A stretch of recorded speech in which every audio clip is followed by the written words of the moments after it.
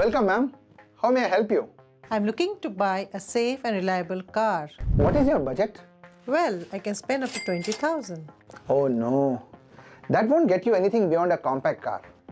But I'm going to help you. Can you afford to pay just $300 a month? Well, I guess yes. Done then. I'm going to get you a car with a monthly payment of $599 only, spread over 7 years. Here are the keys to your BMW. Well, okay, at least I saved my $20,000. Well, ma'am, that's only $2,000. See, you'll need about $10,000 as down payment and about $8,000 as taxes and fees.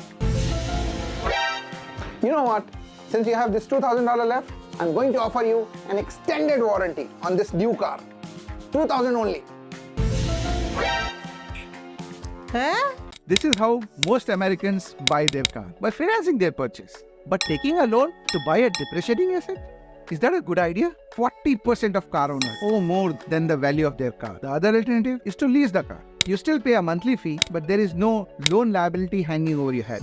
Is that a smart move? That is the topic of today's video. Is leasing your car a smarter alternative to financing? Leasing and financing, they sound pretty similar. What is the difference between the two? Good question. Let's quickly understand the difference using this example. Please do remember that these are simplified examples.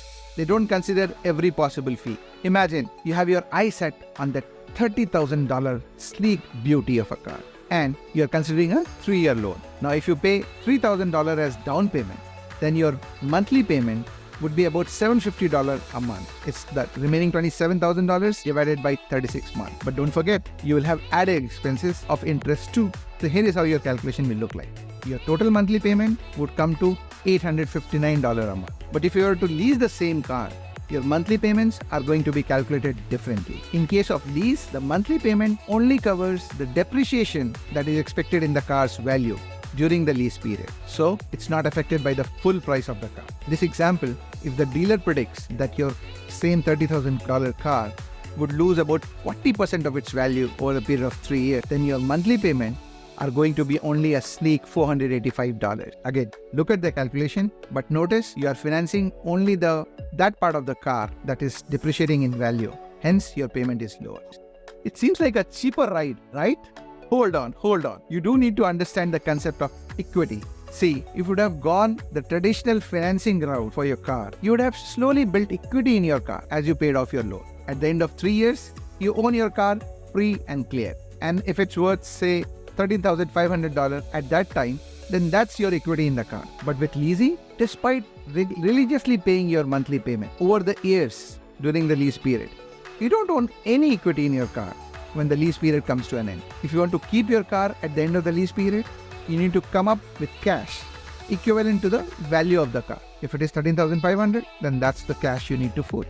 But that's not all. There are more sneaky charges that the dealer gets to tuck in with leasing. When you see any ad about leasing, be wary of the star mark and the fine print.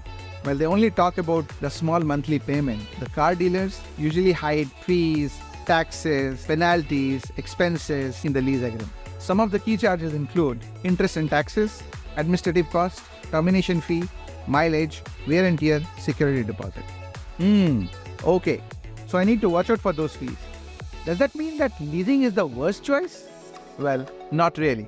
It actually depends upon your priorities. Let me give you 2 major parameters to decide whether leasing or financing would work better for you. Those are financial choice versus lifestyle choice. If you'd like to own the same car free and clear at the end of your loan or lease period, then financial choice should be your main criteria. However, if you prefer driving newer cars every few years, may mean leasing another new car or financing a new car after every few years, then lifestyle choice should be your main criteria. Okay, I probably know which one is my priority, but how do I calculate whether financing or leasing is right for me? That's easy. Let's do the calculation. Simply put, you need to calculate the cost of owning the car at the end of leasing period. So for financing, the costs look like this. You can pause the video if you really want to see the calculation. In other words, it is going to cost you $33,924 to own the car free and clear at the end of your 3-year loan period. Now let's compare the same cost of ownership for leasing. So here are the calculations for lease. Again, you can stop the video if you want to look at it in detail.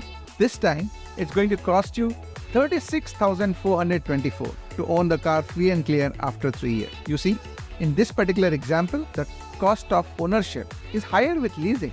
See, this depends on the residual value that the dealer assigns to the car at the end of the lease period. However, they'll tell you that assumption right at the beginning of lease, so you can do your calculation. You may find that leasing might be a financially cheaper option for a particular car model that you are considering. And don't forget about the repair cost. When you finance a car, you are responsible for every possible repair in that car, and they can add up really fast. However, when you lease a car, most repairs and even maintenance costs are typically covered by dealer or the manufacturer. But financial is not the only consideration when it comes to deciding between leasing and financing. There is something else that might frankly be more important to some of you. If you want to drive the latest and greatest car models, which typically also have better safety features, if that is important to you, then leasing has clear advantage. Car leases usually last between 24 to 48 months. Because lease terms are relatively short, you can typically get a newer car with latest features and safety standards without going through the hassle of trying to sell your current car or trying to find out how to upgrade from your current car to the new. Once your lease ends, you simply return your current car to the dealer, find the new car that you love, and sign a new lease.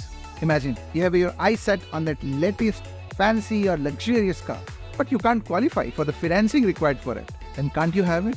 See, leasing typically has lower monthly payment. You may qualify for costlier vehicles if you're going for leasing, thus giving you more choice. When you finance a car, you are free to do whatever you want with it. Customize it if you really want, or drive however many miles you want to do. Leasing, on the other hand, comes with certain restrictions. Since you don't really own the car, the lease agreement typically won't allow you to make any modifications to the car. And there would be restrictions around how much mileage you can drive every year to avoid excessive wear and tear to the car. Remember, vehicles are depreciating assets, so their value decreases over time, sometimes 10 to 20% the moment you drive off the lot. Financing and leasing comes with their own set of pros and cons. When you opt for financing, pros include your ability to sort of customize your car however you want, and of course, building equity over time.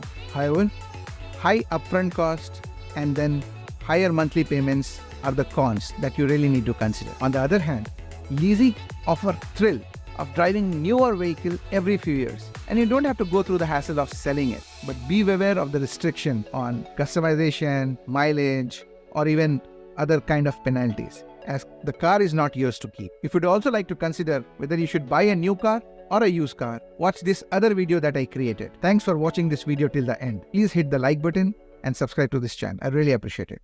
Thank you.